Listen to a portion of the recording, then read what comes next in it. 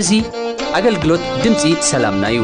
አገልግሎት ሬዲዮ ሰላምና ኩሉ ጊዜ ምሽት ካብ 8 ፍርዓን ክሳዕ 9 ብ31 ሓፂር ማዕበል ይፍኖ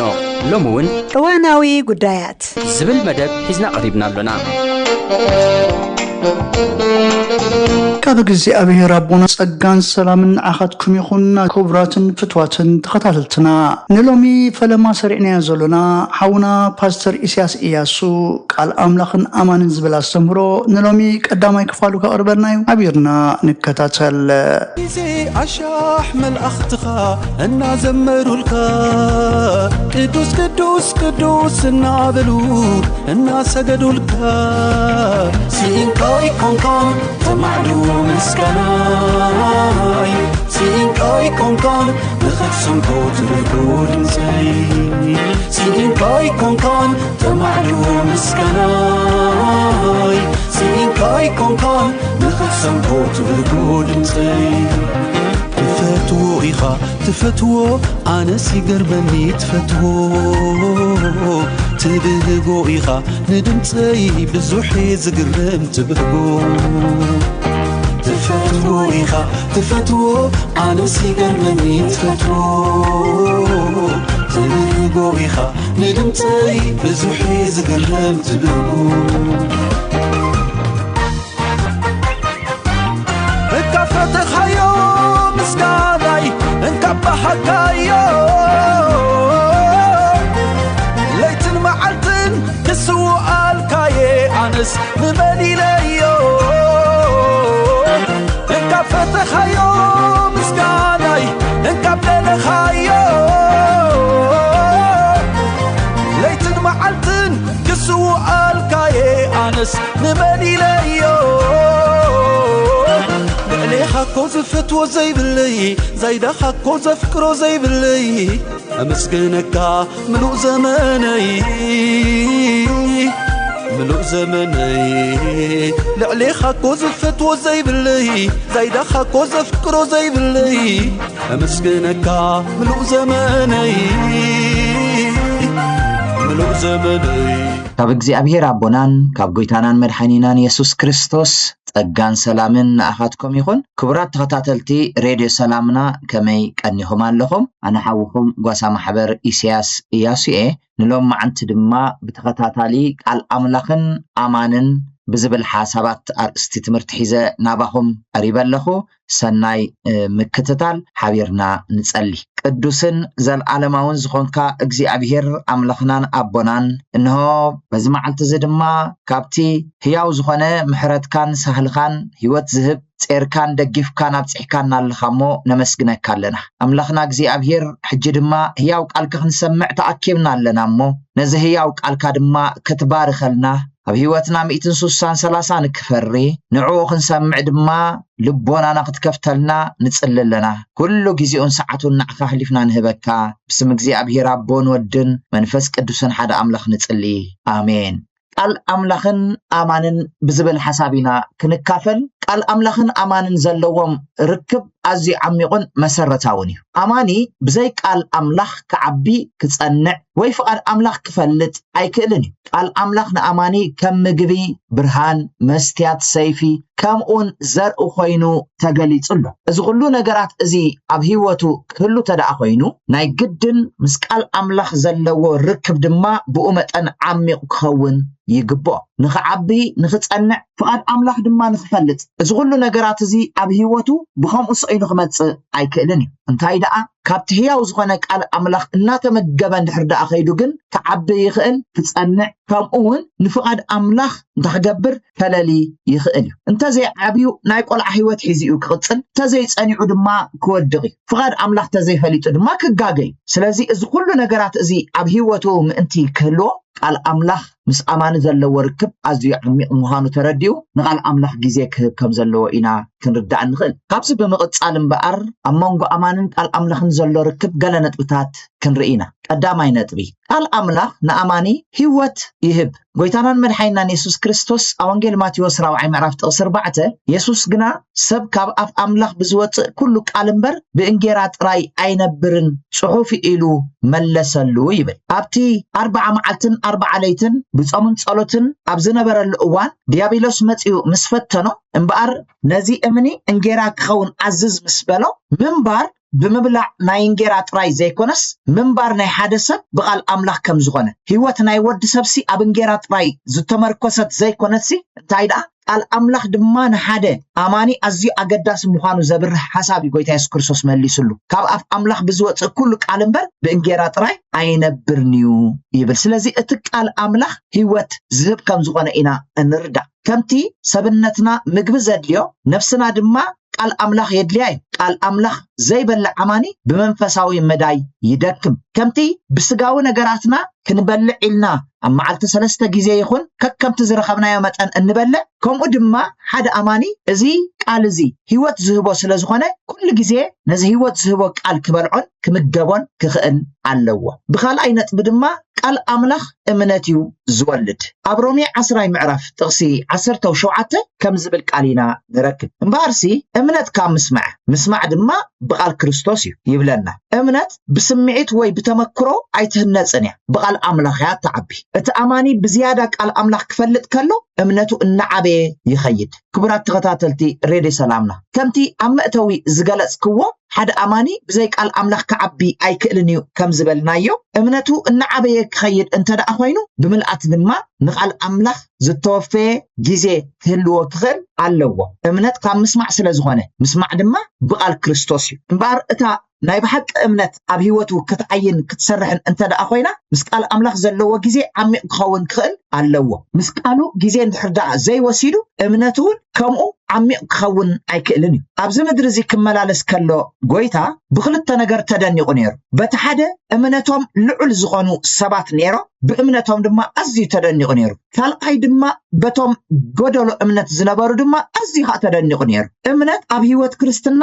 ኣዝዩ ኣገዳሲ ነገር እዩ ብዘይ እምነት ህይወት ክርስትና ክትከዶ ክትመላለሱ ኣይትኽእልን ኢኻ ከምቲ ኣብ ጽሑፍ ዘሎ ኣብ ቃል ናይ እግዚአብሔር ጻድቅ ብእምነቱ ይነብር ተባሂሉ ከም ዝተጻሕፈ ብእምነት ክትነብር ኢኻ ተጸዊዕካ ብዘይ እምነት ንኣምላኽ ከነስምረውን ኣይንኽእልን ኢና እምበር እዛ ናይ ህይወት ዋና ነገር ዝኾነት እምነትና ክድልድል ተደኣ ኮይኑ ዕቤት ከተርኢ ተደኣ ኮይኑ ምስ ቃል አምላኽ ዘለና ግዜ ድማ ብኡኡ መጠን እንታይ ክኸውን ይግብኦ እዩ ዕምቀት ዘለዎ ነገር ክህልወና ይግብኦ እዩ እምበር ቃል አምላኽን ኣማንን ንእምነቱ ኣዝዩ ስለ ዘበርትዓሉ ምስ ቃል አምላኽ ዘለዎ ግዜ ብኡ መጠን ድማ ክቅብል ኣለዎ ብሳልሳይ ነጥቢ እንሪኦ ድማ ቃል አምላኽ ብርሃንን መምርሕን እዩ ኣብ መዝሙረ ዳዊት 119:105 ከምዚ ይብል ቃልካ ንእግረይ መብራህቲ ንመገደይ ድማ ብርሃን እዩ ይብል ኣማኒ ኣብ ዓለም ኣብዛ ጸልማት ዝኾነት እዩ ዝነብር ዘሎ ቃል አምላኽ ግና መገዲ የርእዮ ካብ ጌጋ ይሕልዎ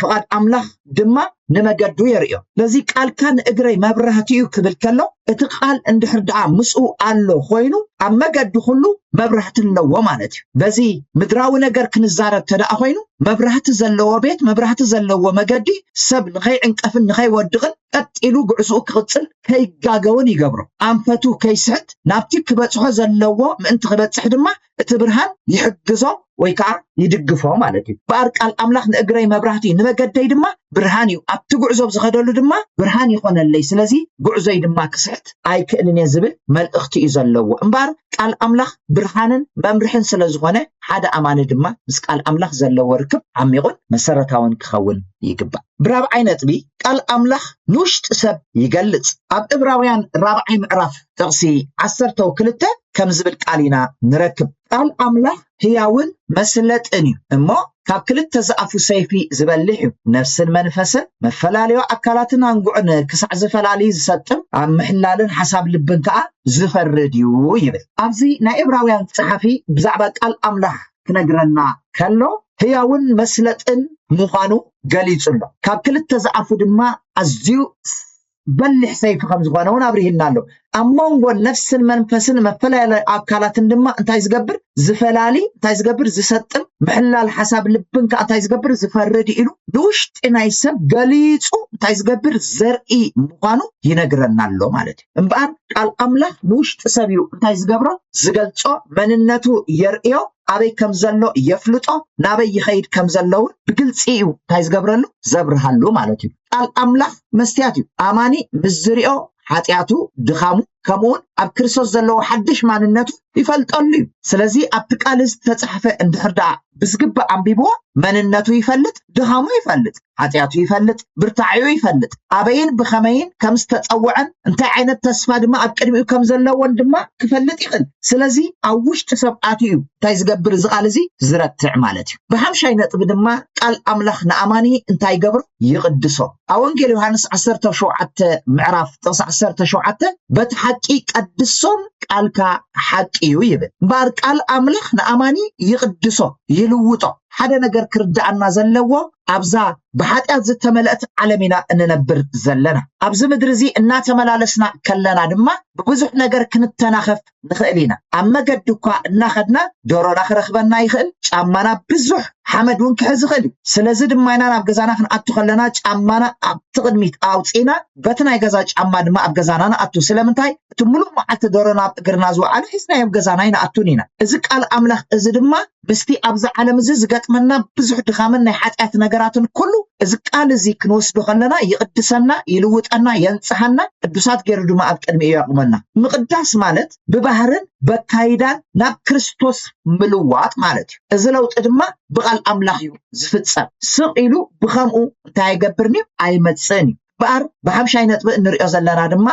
قال أملاخنا أماني انتاي قبرؤي يقدسوي مالت قال أملاخ بناي منفس قدوس حاجز تزي كوينون ولا حنت نجر أبيوت أماني كسر حزق النجرات يبلون الأملاح بمنفس قدوس تزحيفو بمنفس قدوس دما إخاء التردو منفس قدوس نتقال أبلب أماني هياوي قبرو بمسارته ركبت الأملاح أمانا كب مركب زرء حمدني الأملاح زرئيو لب أمان دم حمدي إذا زرئي أتصبق لبي مسودة هواتي فتر فري فري بحري يغير نكريستوس دما يمسلنا أماني كاب الأملاح كفل لا يكلني مغنياتو الأملاح نأمناتو يولدو يمقبو يمرحو يقدسو كسعنا ملؤ متن قومت كريستوس دما انتاي قبرو يبصحو مالتي كبرات تخطاتلتي الراديو سلامنا انبقال قال أملاخن أمانن بزبل حساباتنا النكافل زلنا قال أملاخن أمانن هيوتي هيبا قال أملاخ نحد أماني امناتي فترالو يدرخلو قال أملاخ نحد أماني برهانن ممرحني خون كمون نوشت سب يقلصو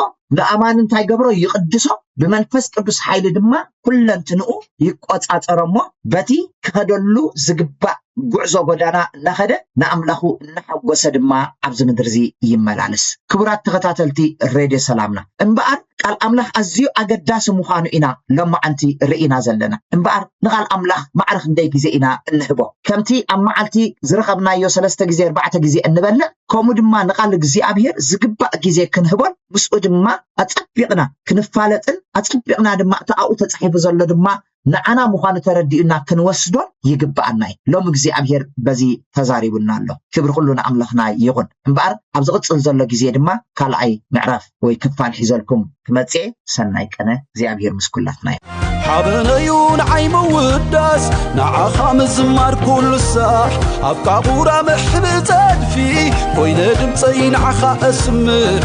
بكريستوس أبقدميخا أنا قبل كويني أخبرتان أمسجنكان دقاقيمي حسب لبين قالت آفين يخون اللي بهوق وشتاي كفلفل تحن زماري نعخا زبهل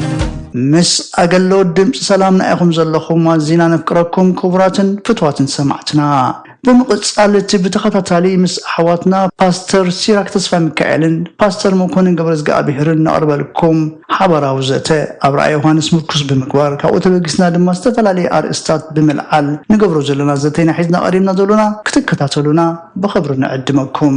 ሓቂ ዘረባ ኢሉ መቕረበይን ኣማሕበረይን ኣምላኽ ሰሚዕኒ መሊሱለይ ክብሉ ከለዉ ዝሕጎስ ከይመስለኩም የስተማስለ ሕሉ ዝኾነ እምነት ካባይን ላዕሊ የብሎም ግን ስለምን እንታይ በጅ እብላሎም ወነዝ እንታይ መለስ ካልኡ ሲካ እዚኣ ናይ ኩሉ ብዙሕ ሰብ ሕቶ እያ እዛ ሕቶ እዚኣ ምክንያቱ ገለገለ ንኮንኮ ምስክርነት ኣለዎ ላ ከምዚኣ ኢለ እዩ እዚኣ ገይሩለይ እግዚኣብሔር ከምዚኣ ሓቲተይ እዚኣ መሊሱለይ ክብል ከሎ ንሱ ድማ ሕቶይ ገና ኣይተመለሰን ክብል ከሎ ኣብ ክልተ በበይኑ ጫፍ ዘለዉ ይመስሉ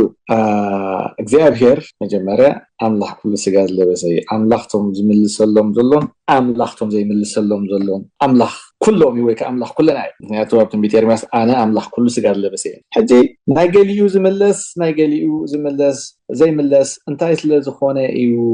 እንድሕር ኢልና እግዚኣብሔር ብዛዕባና ይሓሊ እግዚኣብሔር ብዛዕባኻ ይሓሊ ሜቢ ዘይመለሰልካ ወይ ከዓ እዛ ጉዳይ እዚኣ ኣይተመለሰትለይን ንብላ ነገር እንተደኣ ሃልያ ግን እግዚኣብሔር ካብኡ ዝሓይሽ ነገር ኣዳሊልካ ከም ዘሎ ምፍላጥ የድሊ እግዚኣብሔርሲ ዝሓሸ ነገር ኣዳሊሎ እግዚአብሔር ዝበለጸ ነገር አዳሊ ሓደ ጊዜ ኣብ መጽሐፍ ቅዱስ ከም ዝኾይኑ ኣብ ትንቢት ሳሙኤል ተዳሪኢናሲ ሃና ሰይቲ ኤልቃና ውሉዳይ ነበርዋን ብብዙሕ مستمثال تحلف نيرا قطري مدري كتصلخلا دما ايفن كاهن الي كم سخرت مسيلات تخصا معاسيخي سخرت مسيل كختراي كسا معاسيخي اب سخران كتنبريلو بزعبه اجيغا سئلي يحيزو እግዚአብሔር ግን ሓደ ጊዜ ጸሎታ ሰሚዕዎ እግዚአብሔር ሓደ ጊዜ ንሕቶ መሊስዎ እግዚአብሔር ሓደ ጊዜ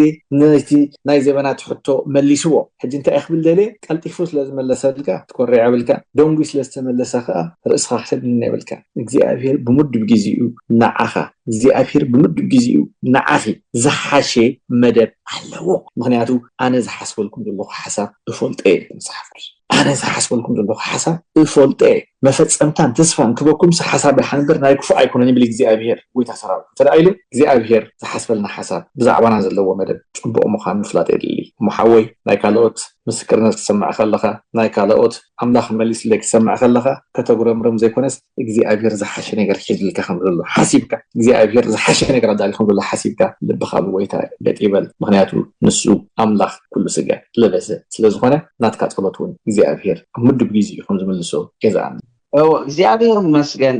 ዝሓውዝን ህይወት እንዲሁ ቻሌንጅ ዝገብራ ዘሎ ብዛዕባ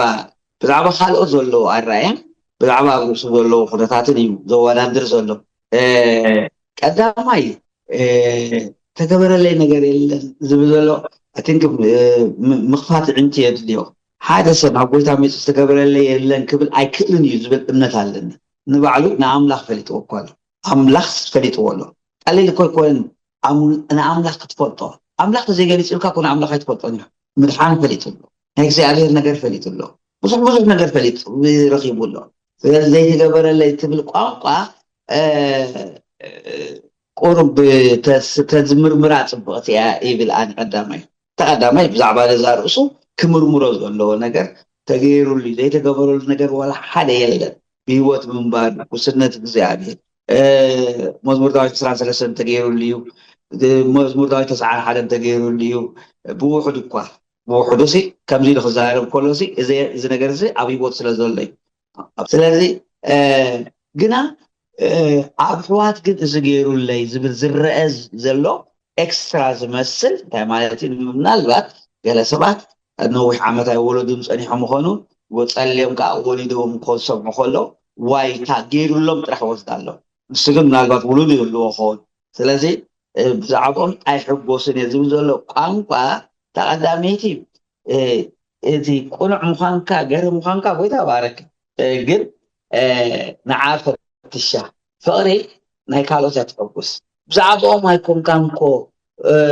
ክትሕጎስ ዘለካ ብዛዕባ ትገባሪ ኢኻ ክትመስግን ዘለካ أنا سبات كمسكر خصم خلقه بزعم أمك مسمى خماهم إتى أم زجبر أملاخ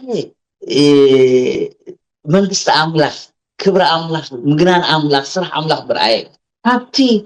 تجبروا له تأمراتكو إتم نتأمرات نرينا نجزي أبيه صرح نري هؤلاء عبي برهت نعون خطر إذا جبرك أجزي أبيه ሓንቲ ነገር ኣብ ኣኸለ ክዛረባ ደል ብዛዕባታ ኣብ ካልኦት ዘሎ ክሕጉሰካ ዝግብኦ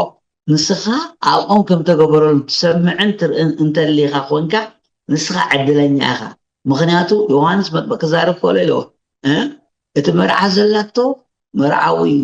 ዓርከ መርዓዊኻ ብድምፂ መርዓዊ ብምስማዕ እዩ ዝሕጎስ ኢሎ መርዓት ስለዘይብሉ ኣይኮነን ዝሕጎስ ባኒ ዝውሂ ዓርከ መርዓ ስለዘይትስለ እቲ መርዓዊ ተሓዊሱ ሰበይቲ ስለዘላቶ ክርስቶስ ማለት ልክዕኹም ስለዚ ሓገልገልቲ ኣምላኽ በቲ ናይ ክርስቶስ ንማሕበሩ ዝገበሩ ኢና ብምስማዕና ኢና ክንሕጎስ ዝግባአና ኣብ ጳውሎስ ኣብ መገዲ ደማስቆ ከይድ ከሎሲ ጳውሎስ ብርሃን ረኸበ ጳውሎስ ድምፂ ሰሚዑ ሳውል ንምንታይ ሰጎኒ ኣለካ ኢሉ እቶም ኣብኡ ዝነበሩ ግን ብርሃን ኣይረኣዩ ከምኡ ከዓኒ ድምፂ ይሰምዑ ጳውሎስ ጥራሕ ይሰሚዑ ኣብ ክልቲአን እንተረኣይና ኮይና ምዕራፍ 9 ከምኡ ከዓኒ ክምስክር ከሎ እዘን ክልተ እዚአን ብርሃን ኣብ ገሊአን ብርሃን ኣይረኣዩን ይብለና ኣብቲ ካሊእ ከዓኒ ድምፂ ይሰምዑን ይብለና ስለዚ እዞም ሰባት እዚኦም ከምኡ እዮም ስለዚ ሓወይ ኣብ ኣሕዋትካ ዝግበር ብምስማዕኻ ንዓኻ ኣምላክካ ይሰርሕ ምህላው እዩ ሓንቲ ምስክርነት ገይረ ክዓፅዋ ሓደ ሓውና ዮናስ ተባሃለሲ ኣብ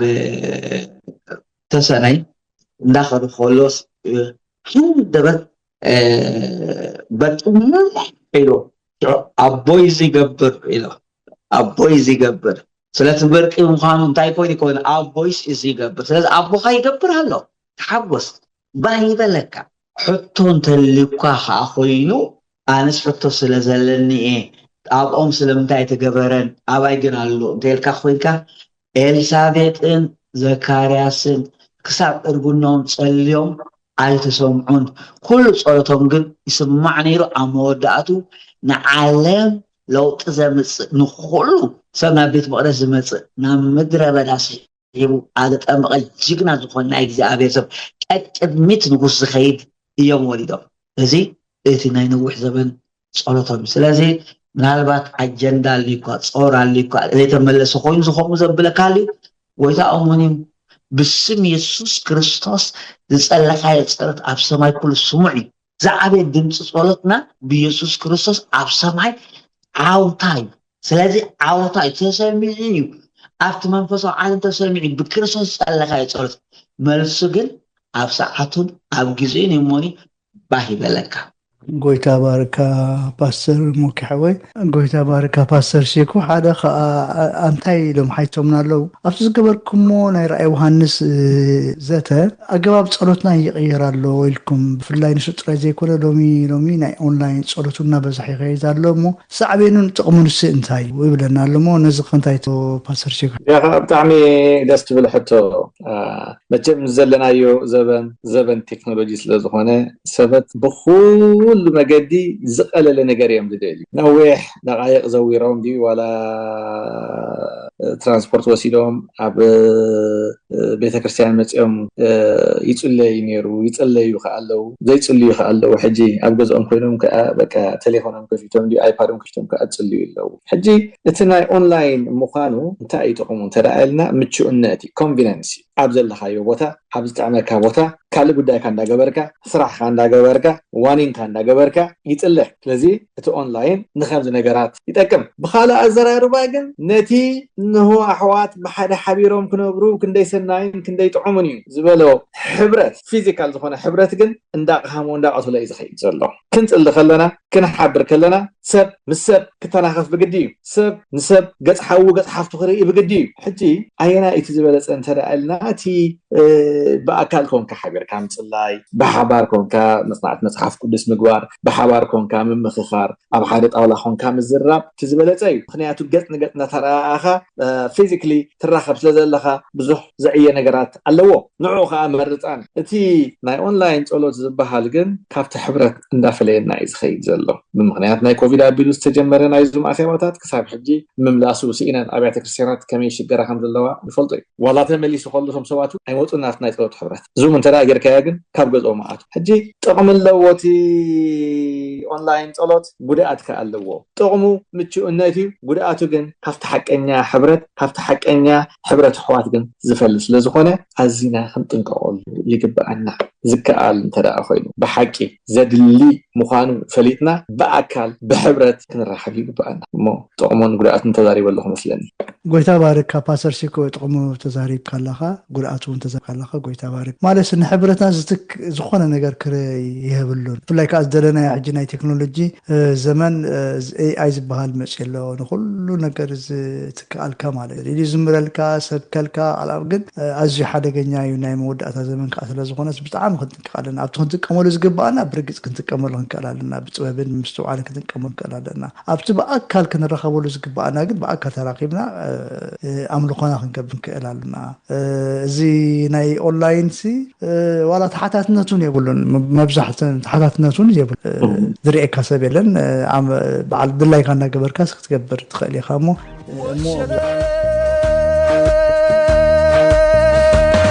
ወሸለ ፈቲኻዮ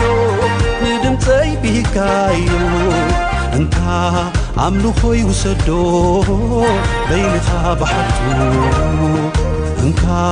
መዝሙረይ ይውሰዶ በይንኻ ባሓቱ ወሸለ ንድምፀይ ቢካዮ ምስጋናይ መሪፅካዮ እንካ ኣምልኾ ይውሰዶ በይንኻ ባሓቱ እንካ መዝሙረይ ይውሰዶ በይንኻ ባሓቱ እንካ ኣምልኾ ይውሰዶ እንካ መዝሙረይ ይውሰዶ እንካ ውዳሴ ይውሰዶ እንካ እልልታ ይውሰዶ እንካ ኣምልኾ ይውሰዶ እንካ መዝሙረይ ይውሰዶ እንካ ውዳሴ ይውሰዶ እንካ እልልታ ይውሰዶ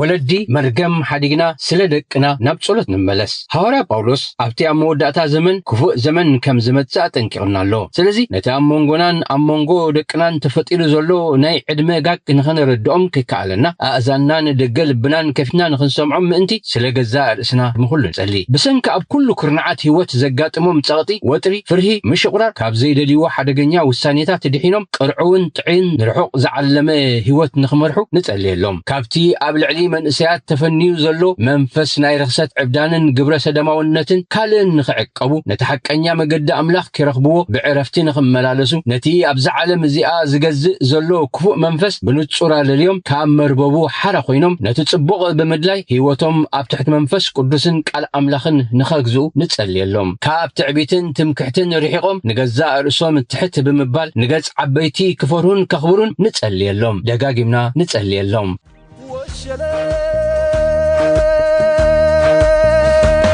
ወሸለ ፈቲኻዮ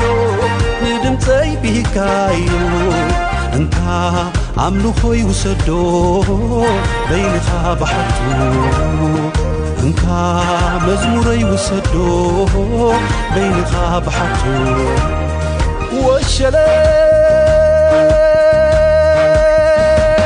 ንድምፀይ ቢካዮ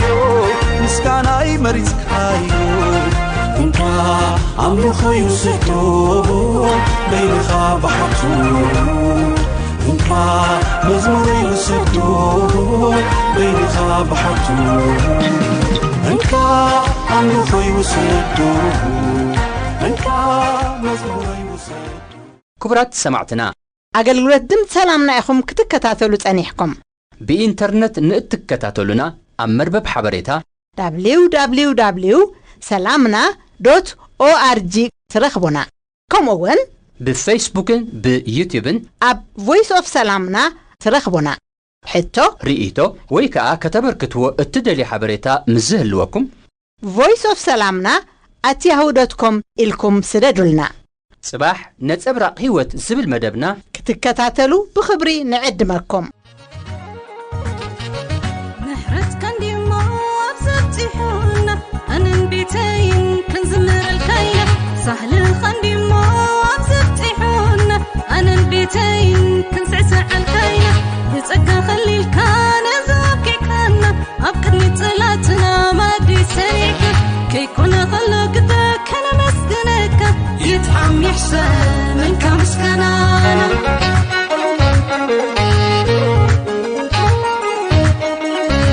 عبيد زقرني سهو عبيد زدنغ محرتو عبيد ملوعد مي أنس عبيد تخلي اللخو تمسكن إن كم سكنانا تمسكن إن كم سكنانا تبارك إن كودسينا تبارك إن كودسينا إن كابر إن كم لخونا إن كابر إن كم لخونا إن كابر إن كالتنا إن كابر إن كالتنا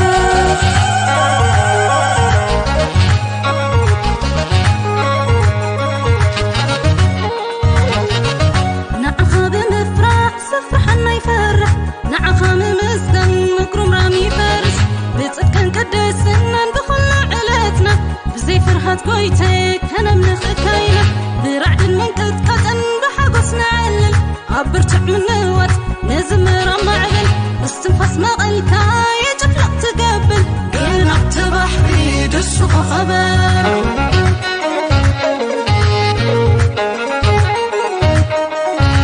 عبيد زقرني سهلو عبيد زدنق محرتو عبيد ملوعدني أنس عبيد تخلي للخو تمسكن إن كم سكنانا تمسكن إن كم سكنانا تبارك إن كودسينا تبارك إن كودسينا إن كابر إن كم لخونا إن كابر إن كم لخونا إن كابر